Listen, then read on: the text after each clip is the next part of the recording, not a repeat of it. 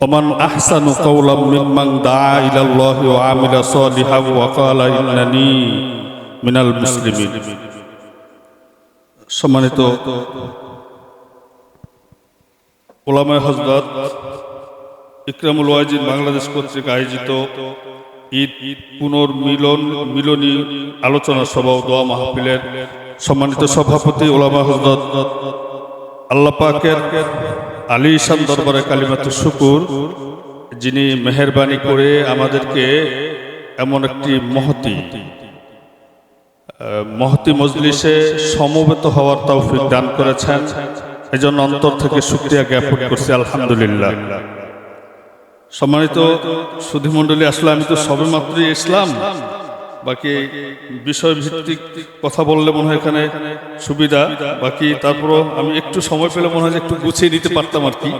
যাই হোক, তো আমাকে যেহেতু আদেশ করা হয়েছে, আদেশ পালনার্থে একটু বলা, সেটা হলো এই, আমরা যেহেতু ওলামায়ে কেরাম বা ইমামে মাসাজিদের দায়িত্বে অনেকে অথবা মাদ্রাসা খেদমতে অথবা দিনী যে কোনো খেদমতের সাথে আমরা জড়িয়ে রয়েছি, আমাদের অনেক দায়িত্ব, অনেক কর্তব্য, অনেক চাওয়া পাওয়া, এই সমাজের কাছে অনেক কিছু আমাদের করণীয় রয়েছে।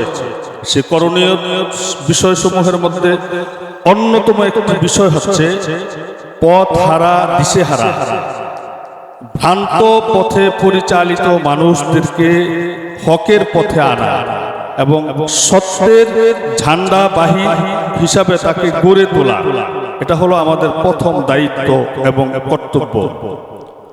সম্মানিত সুধী, পৃথিবীতে রব্বে কারীম পয়গম্বরের ধারাবাহিকতায় প্রায় লক্ষেরও অধিক পয়গম্বর প্রেরণ করেছেন শুধুমাত্র মানুষদেরকে হেদায়েতের পথ প্রদর্শন করাবার জন্য।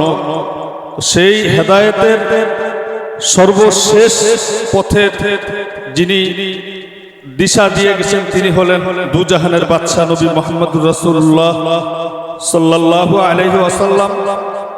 রাসূল আরবি সাল্লাল্লাহু আলাইহি ওয়াসাল্লাম